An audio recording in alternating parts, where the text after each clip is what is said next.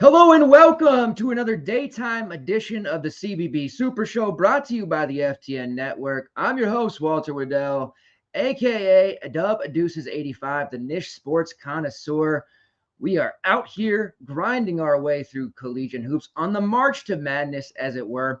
The NBA All-Star break has come to an end, but the prize pools in CBB are still large for now. And we have the home stretch coming up. So if you're a NBA guy, MLB guy, NFL guy looking for some action, I suggest you stick around. Last night, yesterday, all of the Big Tuesday was a very, very favorable slate. Found those green screens, we found those window trips, and we're going to do the same today. Our community did not win the 20K to first, but that's okay because I saw a lot of profitable players overall, cash game, single entry stuff, cashing in general. It was great. As long as we show that profit day over day, week over week, we're feeling pretty darn good about ourselves. Dallin Swain and Richie Saunders, officially hashtag Walt's guys for the season. Love those two. They have been great.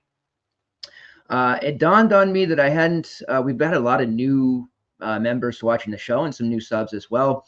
I do want to make sure, if you're not following myself or FTN on Twitter or any social media platforms for that matter, at FTN Fantasy and at DubDeuces85 on all, especially Twitter, but all social media platforms, please make sure you're following and you have notifications on, and also doing the same here on YouTube.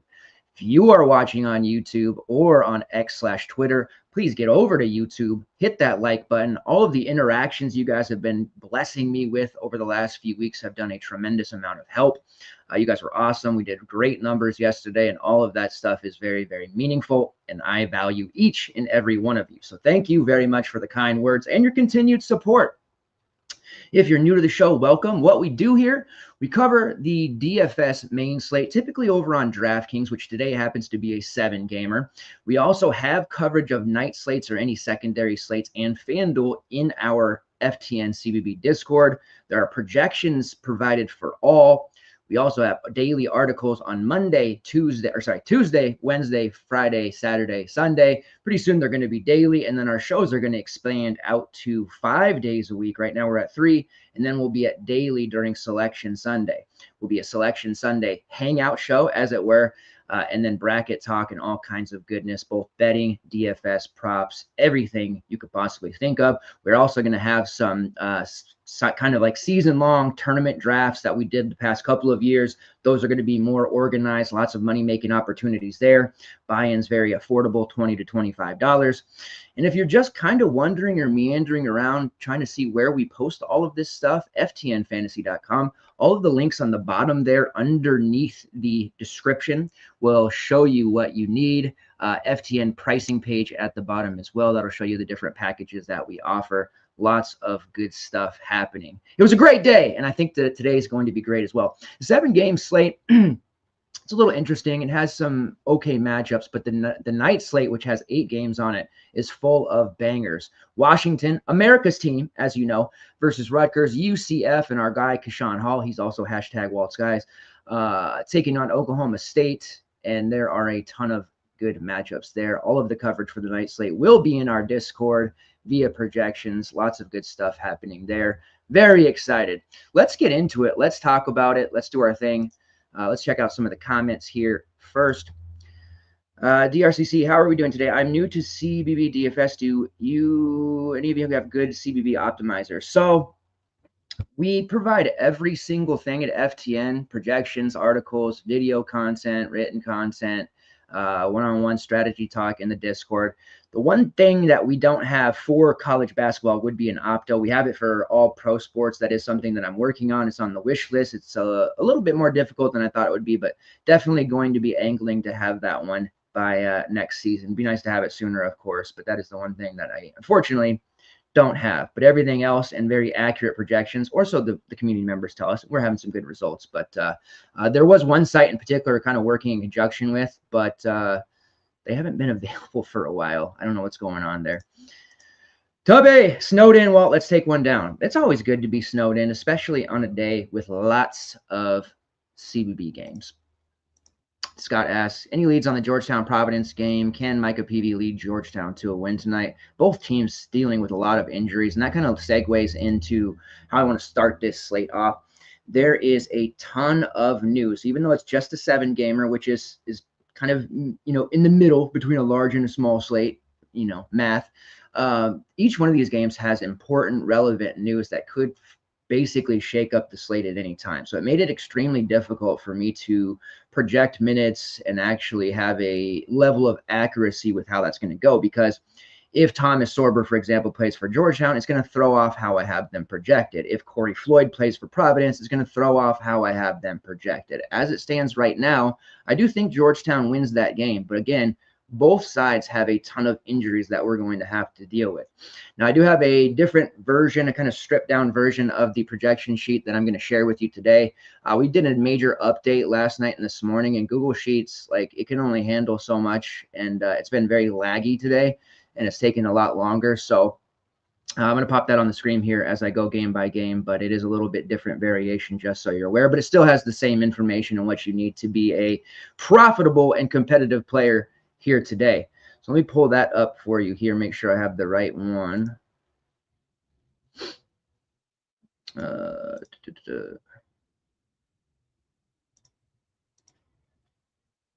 Okay, we are going to close that one. Everything has been so laggy, gosh. Okay, we're still there. Okay, here we go. All right, so I'm going to share this.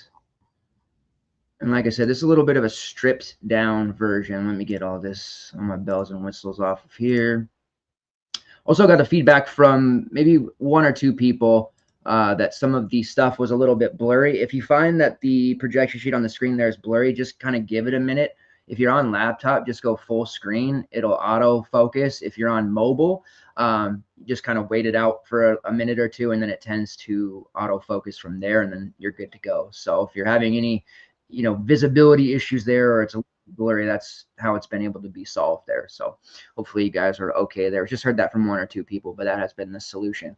All right, so here you can see with the sheet, it's pretty much the same information, but it's stripped down quite a bit. I'm not going to be able to edit minutes in real time, just kind of go through and you can get a look here, column by column. Basic stuff, obviously, player name, position, salary, my projected minutes, their DK points, and then that X value here, and then any of the individual stats that you might be interested in from a prop betting standpoint. I have my other sheet that's a little bit more involved where I can edit those minutes in real time, but again, the update has made it extremely laggy, so I'm not able to use that right now. And then the subs will be getting their normal variation of the projection sheet here once I'm done on this show. All right. Let's get into it. The tried and true method, game by game analysis. The NBA All-Star break is over, but the CBB streets are hot as ever. Let's go. Nebraska versus Penn State will kick things off. This is a total of 149.5. Nebraska about a 1.5 point favorite. Our injury designations here, Puff Johnson on the Penn State side, doubtful. Berkey, he is out once again for Nebraska. So and I'll go through the projected starting lineups too, as I have it, since I already finished the article with what I would have, so we can go through that information. Projected starting lineups here on the Nebraska side: Bryce Williams, Juwan Gary, Sam Hoiberg, Andrew Morgan, and Raleigh Worcester. On the Penn State side, Ace Baldwin, Zach Hicks, Nick Kieran, DeMarco Dunn, and Yannick the Barbarian Conan Niederhauser. Those are your projected starting lineups, and you can see here it is in sorted value here, so you can see who are the projected best overall returns. Andrew Morgan hovering right around 20 minutes, priced at 4.2. It's gone up slightly. Still one of my favorite values on the slate. I feel like he's going to be a little bit like RJ Melendez was yesterday, in terms of Melendez was one of our favorite values, and he ended up being very low owned. Now, I know he didn't necessarily put up a huge score, but he did have 13 to 14 fantasy points at halftime. That was a really weird game. He ended with 16 to 17. Didn't kill us because it was a low-scoring slate, so we ended up doing quite well. But Melendez was surprisingly very, very low owned, and he obviously basically made value and could have done more. And I feel like Andrew Morgan is in a similar situation here. So I definitely like him once more. Connor, SEGN played over 20 minutes. Whenever he does so, he tends to pay off these low prices, sub 4K. But sometimes those minutes can be erratic. We've seen him play as low as 5. We've seen him play as much as 35. So that just really all depends.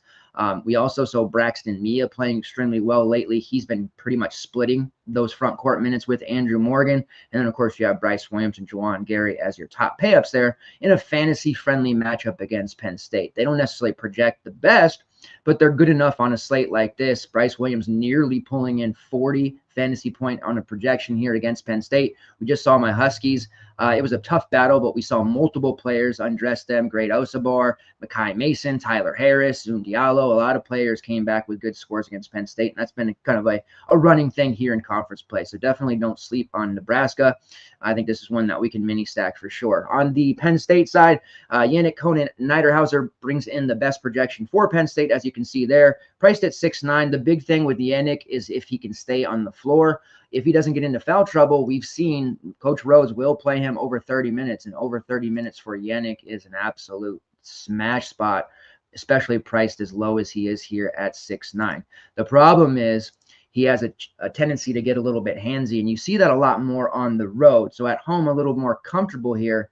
Nebraska has been pretty decent interior defensive-wise, but I think I'm willing to take the risk on Yannick in this spot, especially going up against guys like Braxton Mia, who are foul-prone, Juwan Gary. I think Yannick can have a really nice game here. But again, it's really minutes dependent. And you can see through his logs, 34 against my Huskies, he had 31 fantasy points. 33 against Ohio State, he had 28 fantasy points. Only managed 12 against USC because of foul trouble. He fouled out in 12 minutes, 9 points. He nearly fouled out in 14 minutes against Iowa. He did have a nice game over 20 there. Then you can go through and see he played 19 against Michigan. So really kind of minutes dependent there, but he's definitely in a decent enough spot here for us to consider. Ace Baldwin had been really cheap, under 8K for about a week and a half. We just kept rolling him out there as a cheapie. Now he's priced up to 8.7 after a near 50 against my Huskies. Not as much of a priority play at that price, but still he's on the come up there. I like where he's trending, playing just about every single minute of the game. He is a decent enough pay up that we can utilize here. Has a tendency to go long stretches without fantasy points. That's never fun. And he does have some turnover issues at time, but you're getting a sub 9K play playing 39 to 40 minutes. Definitely don't hate it. And you can see there are several other players here on Penn State that project fairly decently, and Nick Kieran, Freddie Dion, and Zach Hicks. Dion's been coming off the bench. DeMarco Dunn taking his starting spot. He was playing under 20 minutes in 2 to 3 straight games there. The last game he did play mid-20s minutes, so I've tentatively put him up about 25 for now. At 4.6, he's making value. He's a nice little piece there as a last man in type. That I don't mind here in this spot where, again, he's not a priority, but I'm also not, putting my nose up to using him in my lineup. So that's the quick rundown there. We're going to try and do this in an hour like we did yesterday. You can see this is a good game to get our cheapies from, whether that's Dion or Andrew Morgan or Connor, if you think he's going to get those minutes. Let's get some of these screens pulled out of here. All right, next game on the slate we are going to be talking about is North Carolina State versus the Tar Heels of North Carolina. This is a total of 146.5. The Heels are currently 9.5-point favorites. Scroll down here. The injury designations here for this one were pretty well clean. No real injuries to worry about as of now, at least with any recent ones. Projected starting lineups here for the Wolfpack: Jaden Taylor, Marcus Hill, Ben Middlebrooks, Dontrez Styles, and Michael O'Connell. On the North Carolina side, Seth Trimble, RJ Davis, Van Allen Lubin, Elliott Cadu, and then we've been seeing Jalen Withers with the freshman Ian Jackson, who was red hot there in January, coming off the bench currently as it stands. You can see no real tremendous projections here for North Carolina. RJ Davis is priced up to nearly 9K. He's been a bit erratic. Seth Trimble, Elliott Cadu, and Ian Jackson. There's a bit of a logjam there for offensive production, so they kind of cancel each other out. And then you have Jalen Withers as a suitable value at 4.7 if he continues to start and you want to utilize him. But he also has Van Allen Lubin, Jalen Washington, all these various front court plays there too. So North Carolina not particularly great in terms of what I expect for this DFS slate. GPP looks all day long. On the NC State side, Ben Middlebrooks at 5K. He has the DVP spot here. We've been taking front court players, whether that's a primary power forward or a primary center against North Carolina all season long. They just don't have Armando Bacot, right? 18 years later, there's no Baycott. Their interior, they're searching for answers. They turned to Van Allen Lubin. They've turned to Jalen Withers, Jalen Washington. There's just all these different, weaknesses that North Carolina has had. Hubert Davis, perhaps on the hot seat. They do need to win this game, and I do think they will. But that doesn't mean Ben Middlebrooks can't have another great game here. And these two teams did play each other a few weeks back. Let's pull up that box, because we did use Ben Middlebrooks during that one as well. This was back on January 11th. It was a 2-point win for North Carolina. Middlebrooks wasn't particularly great points-wise. He scored 5, but he did yank down 14 rebounds, blocked 2 shots, and had a steal. I am very content with a 5-14 and 2 stock stat line at 5K from Ben Middlebrooks. He should be all over the glass once again here. That is one of the biggest deficiencies that North Carolina has, and we've been able to exploit that time and time again. Now, they didn't have BHH, Brandon Huntley Hatfield, in that first matchup. They will in this one. He's priced all the way down at 4-1. Hasn't been starting, but theoretically at that price, he should be able to get close to value, if not more, especially if he were to move into the starting lineup or get 20-plus minutes. Great rebounding rates for BHH. Typically, one of Middlebrooks or Huntley Hatfield should have a great overall game here, and they're very cheap. Dontrez Styles projects fairly well. I actually had to turn him down a little bit. I have his minutes probably on the low side. Anything over 30 puts him at one of the top 5 projections, and I'm just not comfortable there with him. This is kind of similar like to Jaden Pierre I've talked about with Providence. The projections like him a lot, but I tend to kind of steer away from there, and he kind of, is mediocre in that regard. It's kind of feel the same way with Styles. He definitely has good games and a rock solid floor for the most part, but we saw against BC, he was terrible, into foul trouble, very uninterested, and he scored under double-digit real points in 3 of his last 4, so not trending in the right direction, something that makes me extremely uncomfortable with him.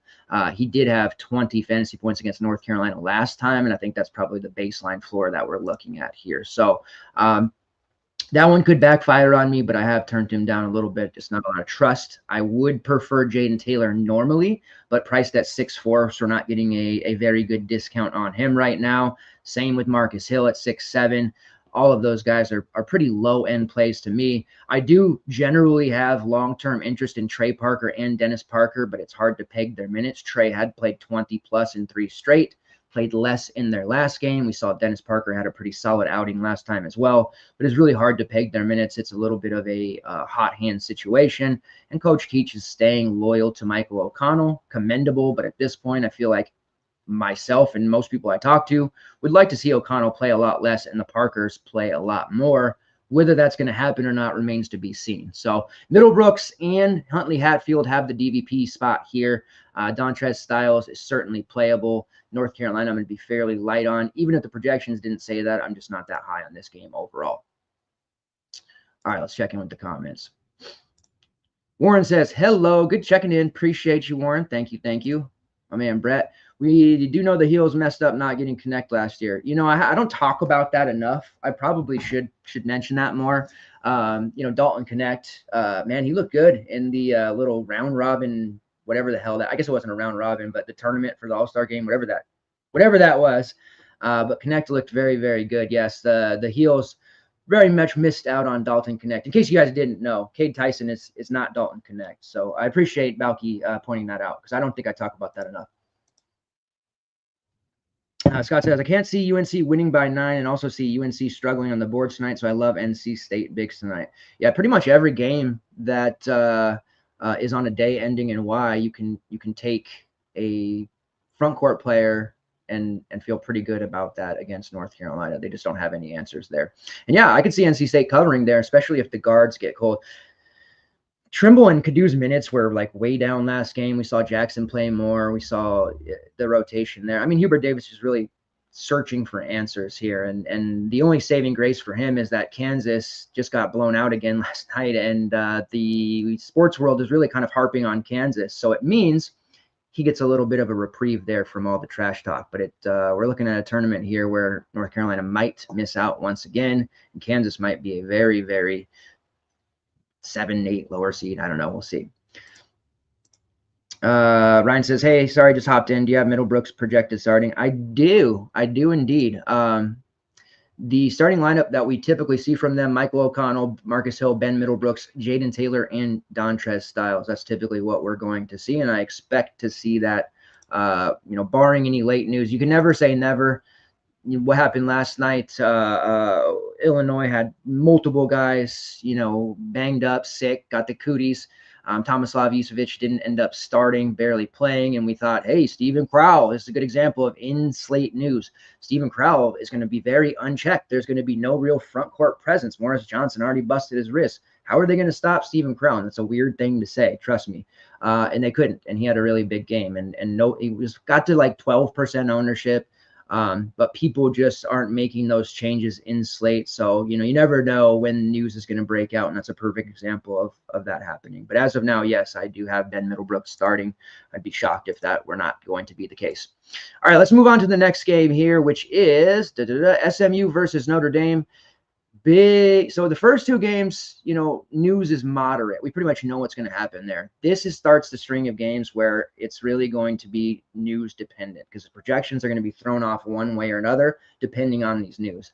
SMU versus Notre Dame, total of 144.5. SMU is a 1.5 point favorite. We have injury designations. Mataloko, who has missed the last couple of games for Notre Dame, he's questionable. I think he's going to miss again from what I've seen. So my projected starting lineup for Notre Dame would be Marcus Burton, Tay Davis, Braden Shrewsbury, Kepa Njai, and Sir Mohammed. We love Sir. Sir is our guy, just not getting enough minutes to matter, but he is going to have his time. And then Boopy Miller, who is officially a game time decision. That is going to be a big one, because as you can see here with SMU, I have Boopy currently projected out. And if that's the case, we have a ton of viability for an SMU mini stack. BJ Edwards, Chuck Harris, Matt Cross, Cario Oquendo, all of them get a huge boost in minutes, yes, and usage overall. So again, as it stands right now, I currently have this screen and this team projected with Boopy out. Notre Dame, feel pretty solid about Oloko. You see Braden Shrewsbury is actually projecting pretty well at 5.7. Marcus Burton is kind of high at 9.5, but you have some safety there. Tate Davis has been solid, but probably a little bit overpriced. Sir Mohammed at 3.6, at least interesting. Same with Kepa Njai at 5.4, but nothing really too exciting outside of perhaps some Burton GPP shares. And if you have a last man in type of play, Braden Shrewsbury is probably it. But SMU is much more interesting to talk about based on that news. The starting five that SMU rolled in their last game when Boopy was ruled out, and that was relatively late. I believe that was a secondary slate against Wake Forest. They did end up losing that game 77-66, but they did run the starting five of BJ Edwards, Matt Cross, Cario Oquendo, Chuck Harris, and Samet Yediklu.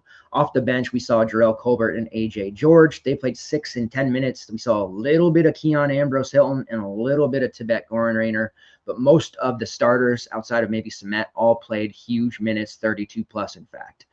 Price-wise, they're all reasonable. I mean, a 7.3 for a BJ Edwards, who is probably going to play 38 plus minutes without Boopy. I did pencil him in for 36 there.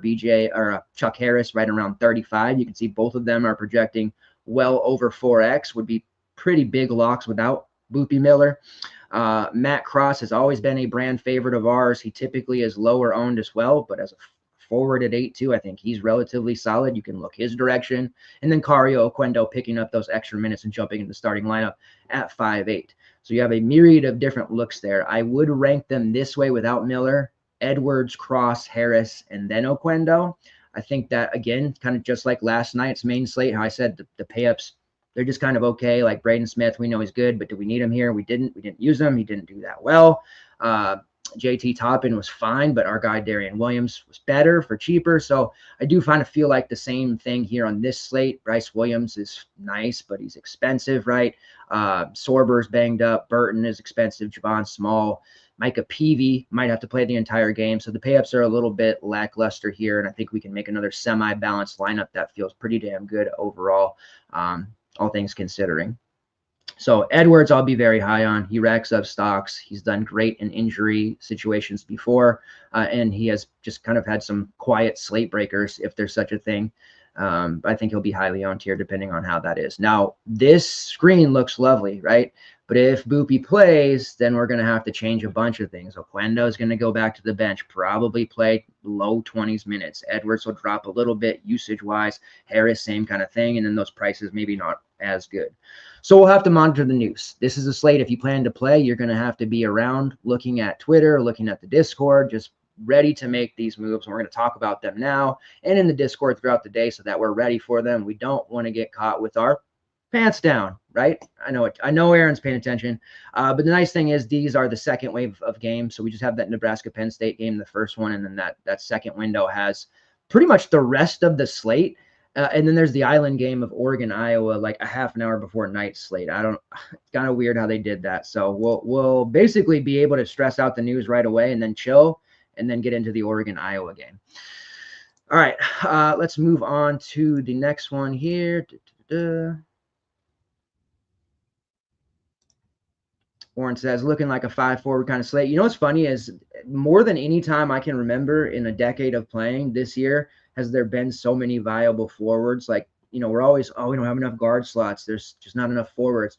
I feel like this year, way more often than not, we're talking about playing multiple forwards. And yeah, I could definitely see that for this slate as well. Ryan says, took down a GPP a few days ago. Your content is a huge reason why I do pretty well. Appreciate all you do. Thank you, Ryan. I love hearing that. It's nice for me to do well, right? I like winning money. I like buying the Mrs. Appliances appliance season, #appliance SZN. But I get a lot of joy out of seeing the community do better. And ultimately, that is what I aim to do. Last night was good for me, but I definitely was much more excited to see the community in our Discord posting screenshots and turning a profit there. So I always like hearing that. Very appreciative, kind words. Thank you very much, my good sir. All right, let's move on here. We're going to go to Cincinnati versus West Virginia. This one's a 128.5 total. West Virginia 3.5. This is like old school Virginia right here with the total like this. Right now, I have projected starting lineups as the following: Cincinnati, Day Thomas, Aziz Bandiago, Dylan Mitchell, Jizzle James, and Seamus Lococious. For West Virginia, Javon Small, Amani Hansberry, John Powell, Toby Okani, and Sincere Harris. Injury designations, nothing really to worry about here. Knock on wood. We know Tucker DeVry is obviously out, but we've known that for a long time. So nothing really else that we need to be concerned about, at least right now. And as you can see, defensive battle of a game, so nobody's going to project all that well. Aziz Bandiago has been pretty damn good lately, still priced cheaply there at 5.3. He'd been under 5K and playing pretty well, and he's burned a lot of people this year. So we've seen his ownership not catch up to that buy low spot in the last couple of slates. He's been really solid. Maybe not so interested here against West Virginia. These two teams did just play the beginning of this month on February 2nd. He played only 18 minutes, fouled a lot in the first half, had under 10 fantasy points. Now he's on the road against a very tough West Virginia team. So consider me out on Aziz. And as far as the rest of these options go, Day Thomas is always an interesting GBP look. And he was on a nice streak of games here, and West Virginia included, where he's taken a ton of shots, but not as interested in him here as well, especially with that lower total.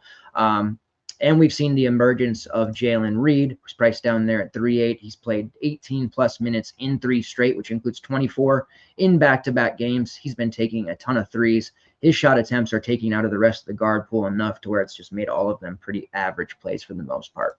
On the West Virginia side, I do like Javon Small as a what I expect to be a lower-owned GBP pay-up at 9.4. These are the kind of matchups he's actually thrived in quite a bit. We know he has a high steal rate, great assist rate, takes a ton of shots. He's really absorbed a massive amount of usage with Tucker DeVry out. As soon as that happened, he just, kind of ascended to the top of the pecking order there. Had a 42 against Cincinnati last time out, made 6 of 14 shots, only got to the foul line a bunch of times, but he had 9 assists, 4 stocks, 19 points, again, 42 in that one, and he was 10-4 at that point. Now we're getting him for 1K cheaper. Don't know if I'll get there quite in my main, but he's definitely in the conversation, and he's a high-level elite tournament play, especially in the, is it a 5K to first today, I think? Great overall option. And you look at BYU even, where he scored just 9 points 2 games ago, took only 4 shots, he still put up nearly 30. So you have some real safety here with Javon Small. The only other real option to look at would be, for me, Hamani Hansberry, who is relatively safe when he can avoid foul trouble. He did foul out in 26 minutes against Baylor, but he's been generally giving us about 20 to 22 fantasy points. Not great, not bad, but he's in the realm of close to 4x value there. And he had a pretty solid 8.11 rebound game against Cincinnati last time out, which gave him 26 fantasy points. And then you have the value piece in John Powell, but he's up over 5K again. He had 3 straight games over 19 fantasy points, which has caused his price to balloon. He's just learning on the job as a freshman and playing all the minutes he can handle because of the injuries. He hasn't been particularly efficient. In fact, he shot 1 for 12 against Baylor, 1 of 9 from long range, but he pulled down 9 rebounds and he found a way to make value at 4.6 with 22 fantasy points. So I like how active he's being now and less reliant on just scoring. And it's encouraging to see that, hey, if he doesn't make shots, he's not completely dead as a play. But at 5'4", that is a little bit more uncomfortable for me to get to. It is worth noting that Joe Yesufu, it's many years since his Drake days in that tournament game a couple of years ago where he was so good. He's playing a lot more minutes off the bench for West Virginia. You see 4 straight over 21 minutes. He's been adequate, priced up a little bit at 4.8, but definitely a worthwhile value on a slate like this. And he did have 23 against Cincinnati, kind of kick-started this run of minutes he was getting off the bench. He hit 4 triples in that one, 16 points, 4 rebounds.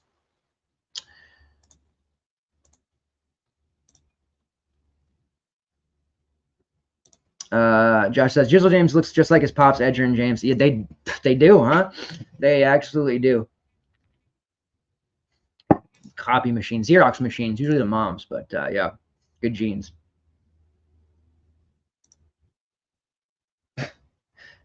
Got the good luck charm back behind me there. Sound like you're going to throw up. You good? All right. Let's move on to the next game here. It's going to be a relatively quick one here. All right. Providence versus Georgetown, total of 142.5. De Hoy is currently a 2.5 point favorite. And this is one. Let's put you down. Come on. Let's put you down, buddy. All right. This is one that could be thrown off. So you see right now favorable projections on several players.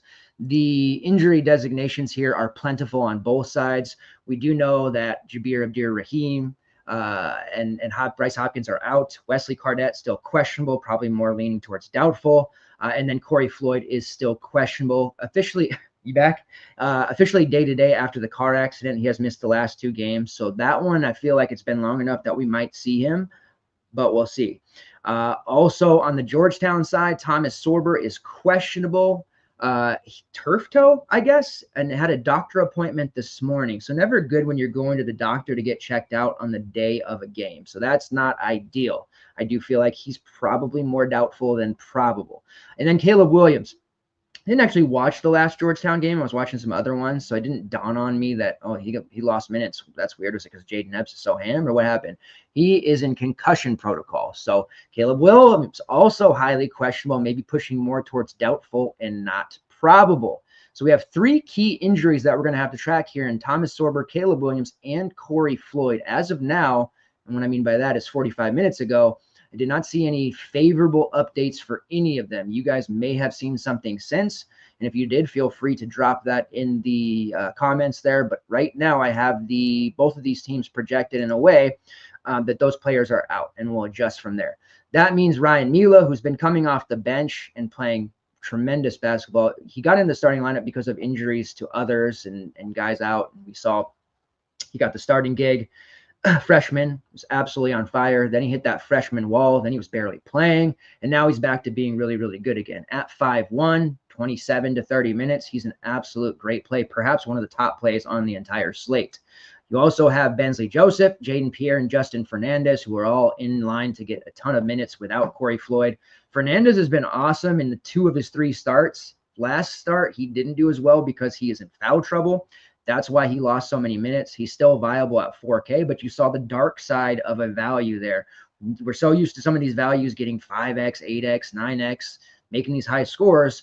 You see, there's a reason these guys don't always play a lot of minutes or start, and that was the dark side of a Justin Fernandez lineup. Luckily, we still did okay on that last Providence slate with him, but that's just something to be aware of. And then Rich Barron, priced at 4.5. I would expect him to probably maintain a chalk status there just because he's locked in as a starter. He's okay. But definitely Ryan Mila is the guy to use if Corey Floyd can't go. If Floyd does play, it complicates matters there to a degree. And then you have Oswin, Ernhunwincy. Great matchup individually against Georgetown. If Sorber can't go, opens up the middle. I would like Oswin a lot there. I think he'd grab a ton of boards and do some real damage on the inside. He's priced at only 4.9. You see at about 24 minutes. He's projecting pretty well there at 4.3x. Opening up his last, let's see, there it is.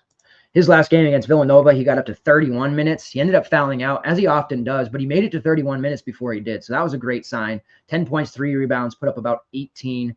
He's scored 17 or more fantasy points in 3 of his last 5. Just a really intriguing price at 4.9 there, depending on these injury situations for several pieces. So we'll look, we'll see. It's in that second wave. You know, most of the slate, 5 of the 7 games are at this 4 o'clock, 11 o'clock window. So we'll have that information at our fingertips and just be ready to act. Probably have 2 lineups ready based on if Floyd is out, if Floyd is in, and the same thing on the Georgetown side, because if Sorber can't go and Caleb Williams, who doesn't have any designation, I don't really look to DraftKings for the injury designations. I know they're pretty good about posting them, but it's kind of a sucker thing to do to look at them and rely on them for your injuries. So you want to be doing your homework, get on the you want to be doing your for your beat writer stuff, your social media presence, checking in with us on the Discord. But it does look like Caleb Williams is potentially in danger of missing this game. So this is what I have the projected starting lineups at right now. For Providence, Bensley Joseph, Jaden Pierre, Rich Barron, Oswin, and Justin Fernandez. That's what they rolled last game without Corey Floyd.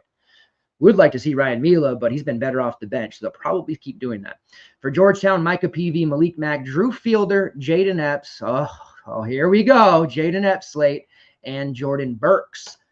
Burks, not a name you're probably accustomed to hearing all that often, but if they're down 2 players, he would be, I would imagine, next in line. It might be a smaller lineup there if they go that route, which is why we think Oswin can have a pretty big game. Austin Montgomery, not particularly a taller player either, that they might have to play in the 4 and the 5 off the bench. So that's the situation. If Sorber and Williams can't play, like I said, I imagine Epps will be in playing 30-plus minutes. Don't want to rely on Jaden Epps. I know it's scary. He did play 27 minutes after Caleb Williams went down. 15 points, hit a couple of threes, 4 rebounds, 3 assists, 2 steals. It was a pretty dang good game, if I do say so myself, for Jaden Epps. 30 fantasy points, in fact. Just when we thought we were out, they suck us back in on Jaden Epps. I'm just as unhappy about it as you guys are, trust me. He is projecting well, as you can imagine. Again, I have Sorber and Williams projected out, so you can see here how affected this will be. Drew Fielder at 4K, playing a ton of minutes. He's going to have to play the 5. You can see projects at damn near 5X. Curtis Williams at min price. He's going to have to play more if there is no Caleb Williams. And then you see Jaden Epps there as well. Now, Malik Mack at 7K, he's actually probably the best overall play because you're not having to deal with the cheapies. Come on, bud. You're not having to deal with the cheapie, the Jaden Epps, the really big risk there. But you're also not having to necessarily pay almost 10K for Micah Peavy, which is uncomfortable. You're right in the middle there with Malik Mack. So I do think Mack's the best overall play. And he's a little bit safeguarded because if those guys play. He's still nice at 7K, but he's a really great play if they don't. Now, PV at almost 10K, it's unimaginably high for him, especially thinking back to his TCU days. But he's going to play 40 minutes if all these guys are out, and he might play them even if they're in. So you have to give him a consideration. We have him projected at almost 37 fantasy points, which puts him around 3.7x. That's a pretty nice chunk of points to have in your pocket there. And he should be able to tear up Providence in a myriad of ways. He does have a propensity to turn it over, but he racks up stocks as well. And we saw there was a couple games ago where he just absolutely took over down the stretch. I think it might have been the Xavier game. I know they ended up losing that one. Yeah, he scored 27 real in that one. Xavier had no answer for him. He continually attacked, got himself to the foul line, and had one of his best games, I think, of his career. So PV is in line to have a massive, massive game here without Thomas Sorber. Now, if Sorber plays, if Caleb Williams plays, then Drew Fielder, Curtis Williams kind of become non-factors for me. Jordan Burks is projecting at nearly 4x there. You can see I'm not super pretty accurate on minutes. We've been really good on minutes actually this season. but I want to be clear that the Georgetown minutes are up in the air. This is my best, after looking at several logs without certain players and how it might go, reading reports. This is my best, educated guess at it of what I think it'll be. Drew Fielder might play 22, could play 30. I've got him in there at 27. So I want to be clear about that. If you don't run to just roster this Georgetown stack with all these cheapies, Epps, Williams, and Fielder, and think, damn, I'm going to have a monster lineup. Like, I want to be clear about that. News is going to be very, very important with this group. Because if either of them play or both of them play, Fielder, Williams are just not going to be usable. Epps probably still is at 5-1, especially if he starts. It actually physically pains. You saw that? It pains me to actually talk about using Jaden Epps. It literally pains me. So, yeah. Warren says Corey Floyd is out. Okay. Well, if that's the case, then that is going to make things a little bit easier there. Let me just double check. Not that I don't believe you. I do. I appreciate that. All right. It appears. Okay. So here is from Kevin McNamara, who is one of the, I believe he's one of the Providence beats. Corey Floyd, concussion, will not play. Does appear that Providence will get Wesley Cardette back today. Looks like some are saying he might be on a cap. And then it appears, so it's not finalized, that Thomas Sorber with the foot, it's turf toe, won't play tonight. So it does, that kind of plays in line with what I thought, that Sorber wouldn't go.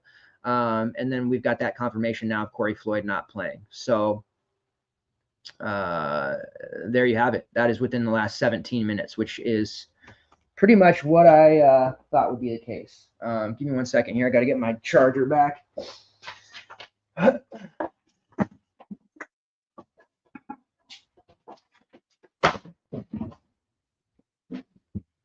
So this is going to be the game that determines the slate and how you process it, obviously. Those that process it correctly are going to be the ones at the top of GPPs tonight. But that does help a lot. Now we have a couple of hours here and we can kind of proceed with Corey Floyd being out. Cardette, I'm not really certain that he's going to be playing a ton of minutes, but we'll see. And you did say that Cardette's playing. Perfect. Epps season. Well, you did see it. It probably is, but it's painful. I feel like the collective group of regular CBB DFS players that have been continually victimized by Jaden Epps, begrudgingly playing him tonight. But yeah, I mean, they're going to have to. They're going to be this. Sorber's out, man. Oswin's going to be just such a slam. And I wonder if people are going to overlook that. There's going to be so much Ryan Mila, so much Jaden Epps, all these other guys that are coming back. I think Oswin might actually go a little bit overlooked. But looking at Georgetown without Sorber, they don't have anything in the middle to stop. You might even see some Christ Esendoko minutes tonight. Certainly not ballsy and brazen enough to use him. And I have a lot higher risk tolerance than most people. But yeah, Oswin, I'm just going to call him Oswin E. Definitely looks like one of the top values there in that case. That's going to be similar to last night with Stephen Crowell. You don't have any bigs, you don't have any centers to defend a opposing big, you're just going to get smashed. So that looks like what is going to happen here with Providence and Georgetown. A clear stack game there, lots of value. Drew Fielder at 4K, also a solid option. All right, let's move on to the next one here. Vanderbilt versus Kentucky, total of 162.5. Pretty typical for Kentucky games, right? Kentucky is a 4.5-point favorite. Injury designations, because we got them for every game. Lamont Butler and Jackson Robinson, we do know already that they'll be out, so no worries there. The projected starting lineups here for Vanderbilt: Jason Edwards, Tyler Nickel, Chris Mannon, Devin McLaughlin, and A.J. Hoggard. On the Kentucky side, Amari Williams, Otega Awi, Ansley Almanor, Kobe Brea, and Travis Perry. We did not see Andrew Carr go into the starting lineups yet. Keep waiting for it. He was in massive foul trouble last time out. So we did see the freshman Travis Perry get into the starting lineup, and he played 28 minutes. He was fairly productive. He had a steal, 3 assists, 2 rebounds, 6 points. So that's a lot of minutes for him. We didn't see Colin Chandler and Trent Noah, the other 2 freshmen, quite as much. And it was a fairly balanced effort. They did end up losing to Texas because Tremont Mark had a signature game in the second half, as did Trey Johnson. That was a very fun game to watch. I don't know if you guys caught that one. But we saw a pretty balanced attack there. Awi and Brea both played over 30 minutes, but there were 4 others who played 21, or actually 5 more who played 21 or more, 16 or more there with Andrew Carr, who was in major foul trouble and did end up fouling out in just 16 minutes. I'm kind of begrudgingly still trying to play some Andrew Carr. You see, 4.3K for a guy that was such a semi-stud at Wake Forest. He hasn't been able to get to 20 minutes. He's been between 16 and 19 because of silly foul trouble, but I think one of these games he's going to hit that 25, 26, 27-minute mark, and when he does, he's absolutely going to shatter that 4.3K price. We have a ton of value in Providence and Georgetown. Most people are going to go there. We have value in some of the earlier games we just talked about. So Carr is going to come in at sub 8%, sub 10% ownership, and has a very good chance of being an optimal play in large field GPPs. But of course, he may also foul out in just 12 minutes. But you can see here he projects pretty well if he gets to 20. Kobe Brea, the most reliable play because he's getting all those extra minutes, but his price has crept up there, so keep that in mind. Awe is expensive. Amari Williams are expensive. Both are fine. Vanderbilt's been better than advertised, usually at home though. And I don't mind the Kentucky mini stack if you want to go there. On the Vanderbilt side, Jalen Carey, man, he has been awesome. They're not starting him, but he's been absolutely tearing it up. He's only priced at 6'3", and yes, it's a tough interior with Brandon Garrison, Amari Williams. They've got some toughness there. But Vanderbilt did play Kentucky already once this season, and it was a pretty close game at home, 74-69. They won that one, surprisingly. He had 10 points, 6 rebounds, ended up with 20 fantasy points. It was a pretty solid outing for him. He's coming off the game at Tennessee, where they gave the Vols a sure scare, 18 points, 7 rebounds, 3 assists before he fouled out in 27 minutes. It was his 4th straight game, eclipsing 26 fantasy points. This is a player with this kind of production that should be priced at 8K. It hasn't caught up to him. I'm not crazy about using him on the road at Rupp, but he's proven he can handle road environments, tough ones at that. At Florida, 15-5 with 26 fantasy points, and then the at Tennessee game that I just talked about. And then going against Auburn at home, 12-point loss for them, but going up against Broome, Cardwell, Moore, 8 points, 10 rebounds, 1 block, 2 steal, again, 27.5 fantasy points. And then the Texas game, 18-14, just absolutely destroyed Texas in that one, on his way to 40. So Jalen Carey, you got to take note of Jalen Carey. I don't like to appear as chasing, but this guy's got consistent production here in conference play, a tough SEC. Vanderbilt is playing way better than I think a lot of people would imagine. They're competitive every game, and bringing him off the bench kind of prevents him from getting that early foul trouble. Now, he has fouled out late in games here, especially recently, but he's protected to a degree of that 2 foul and early sitting there because of his coming off of the bench. Jason Edwards also projecting pretty decently at 6'4". He is the higher usage, high shot rate guard for them. He should thrive in a faster paced matchup here against Kentucky. And then there is some viability for guys like Tyler Nickel, MJ Collins, and Tyler Tanner. Tanner is the youngster, priced at only 3.9. His minutes are trending up, while Collins are kind of trending down. So I don't mind some GPP exposure there to Tanner as well. But I think I'm going to go right back to Carey. I've been using him a lot, especially on FanDuel, and just really got to keep throwing him out there until he fails us.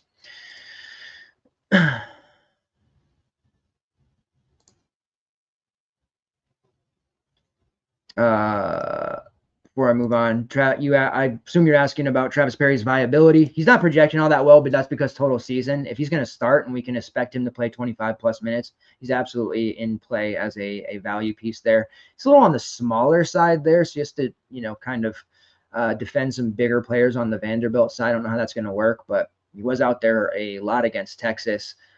Texas did cook. That's why Tremont Mark and Trey Johnson cook so much. So perhaps we want to look at the Vandy guards more, maybe a la AJ Hoggart. And I also didn't mention Devin McLaughlin too much. He had a pretty nice game against Kentucky last time too. He's been great on the board. So he's worth a shout as well. Our Bigs versus Kentucky, still a good spot to attack. They foul a lot, so it's not like the best DVP in the world, but definitely has been working. If you go back and look at the various plays against Kentucky, it's definitely been working. But scoring guards have done really well, especially lately, not just the Texas game. And then may not meet him. Yeah, with the Providence Georgetown value, I think Perry's probably too cute. If you're running multiple lineups, definitely feel like you can get there, but not a main team value by any means. All right, that takes us to the last game on the slate here, Oregon versus Iowa. This is a total of 159.5. Right now, Oregon is a 1.5-point favorite. Iowa does not play defense. We know that ever since Mr. Amos, or it was Kamari McGee actually from Wisconsin said it. It's been blatantly obvious.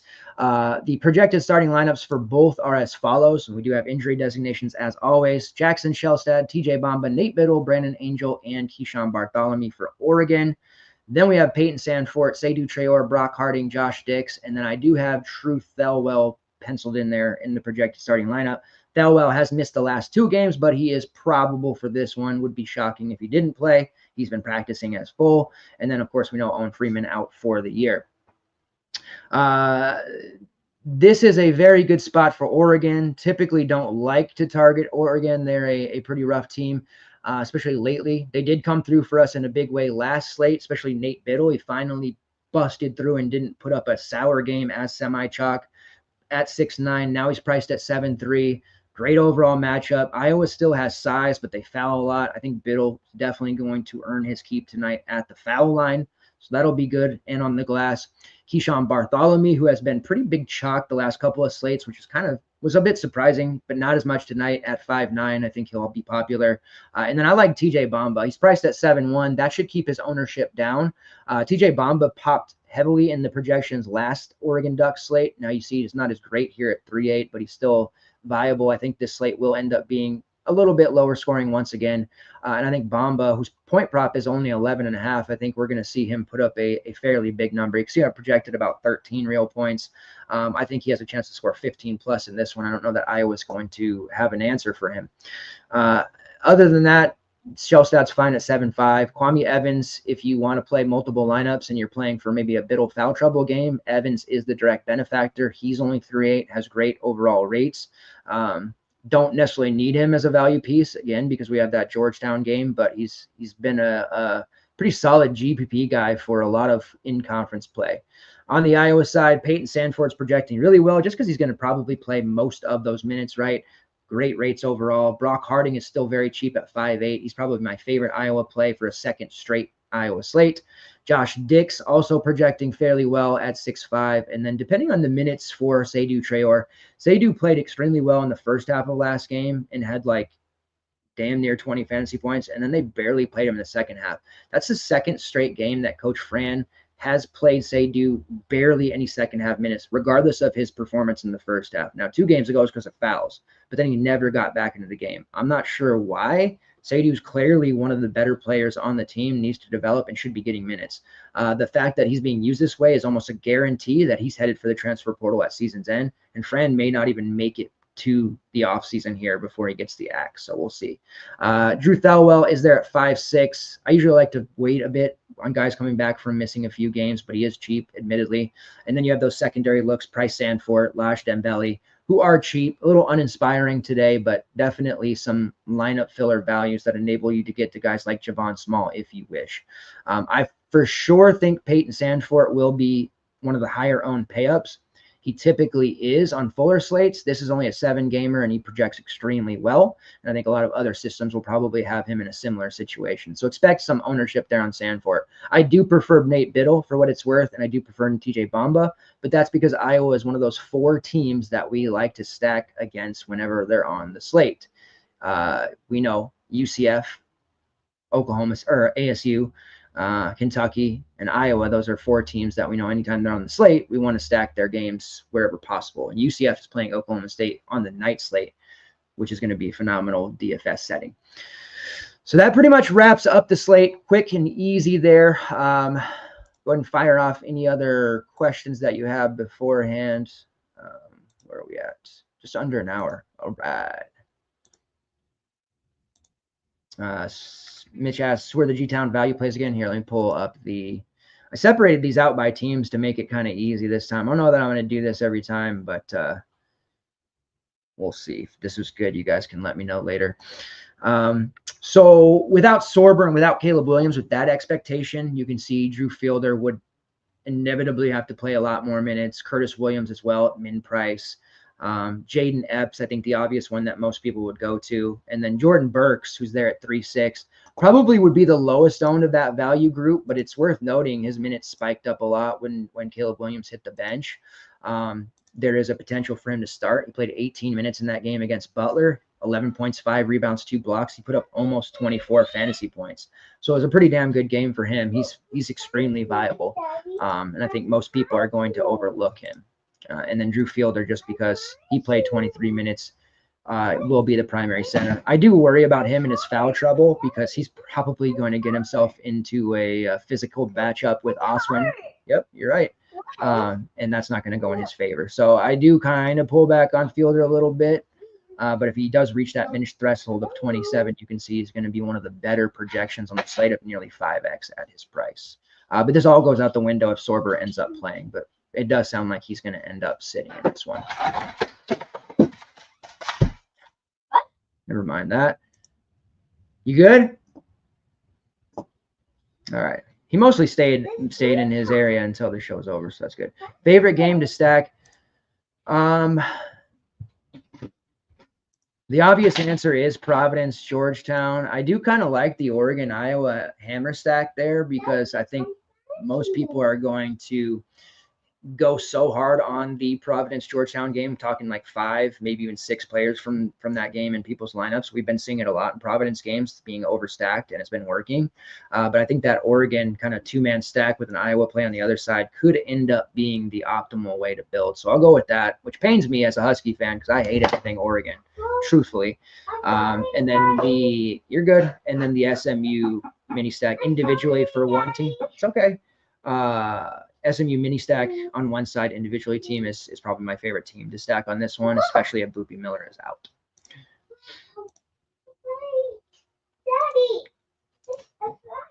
All right, so let's drop a couple of prize picks plays here that I'm looking at. TJ Bamba over 11.5 points. Malik Ewan over 10.5 rebounds. They're not offering a regular rebounding number on him because he's going up against Miami tonight. So he's going to absolutely destroy them. So it is a demon number on prize picks over 10.5. I actually have him at almost 14 rebounds, so I'm very comfortable there.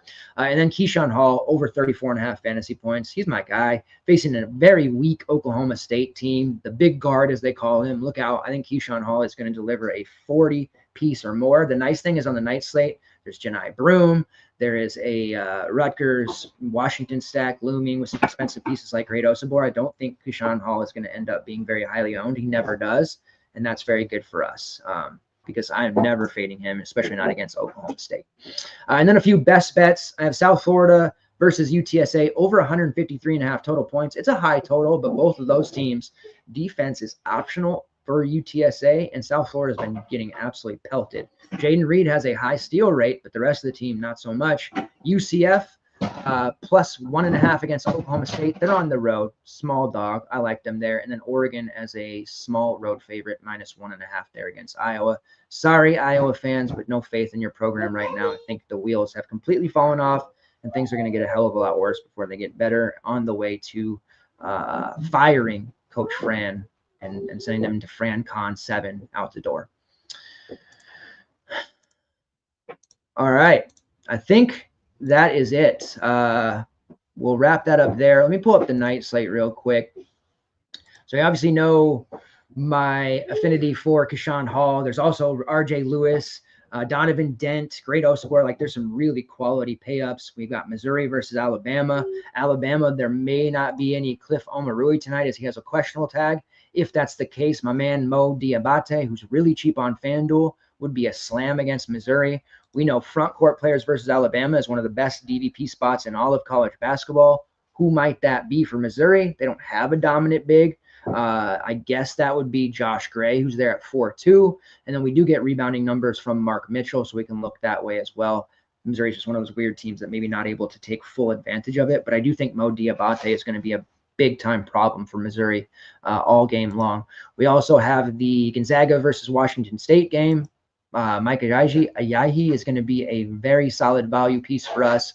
And then a decision there on that New Mexico Boise State game with Donovan Dent, who's just been one of the best players, not only in the Mountain West, but the entire country. And then the hammer game of the night with Washington versus Rutgers. Rutgers has been extremely susceptible inside. My man Frank Kepnong is finally back. 2 years in a row he's been injured. He is back. He played 27 minutes against Penn State, absolutely ate them up. 14 points, 5 rebounds, 5 blocks, 9 steals. Incredible stuff. 9 stocks. Obviously can't project that out, but he's 5K, and he is going to be a very big problem for Rutgers. So definitely like him, even more so than Osabor, who is a great pay-up, but some real viability there with Frank Kepnong. Yep, you did it. All right, I think that'll do it. Appreciate it very much. Oh, you know what? I don't know if I gave it. So on FanDuel, it's Keyshawn Bartholomew, Keyshawn Hall, and Janai Broom as a core. 2 pay-ups on FanDuel, but there's a lot of value. Can make it work. And then obviously on DraftKings, a lot's going to be dependent on that injury news. But if in a perfect world, as of now, with the projection set, Corey Floyd out, who we already have established, and Boobie Miller's out, the DraftKings core that I'll be rolling is Ryan Mila, BJ Edwards, because without Boobie Miller, BJ Edwards becomes the primary guard, and then Jalen Carey of Vanderbilt, who is coming off the bench, but projects extremely well, and he's going to be that. All right, hey, you're cool. Who's going to be the Richie Saunders play that we trust the projections, not only the projection system likes, but also with our own eyes, research, watching games like as well. He just feels like that Richie Saunders play of the night. So we're going to have Jalen Carey, BJ Edwards, Rylan Mila on DraftKings, Janai Broom, Keyshawn Hall, and Keyshawn Bartholomew on FanDuel. Double Keyshawns for the win. Here. All right. Appreciate it. We will be back on air Friday night. Will be about 9 p.m. PST to break down the main Saturday slate. So we're going to maintain this schedule. Friday nights will be daytime still, Tuesday and Wednesday. We'll keep rolling that out.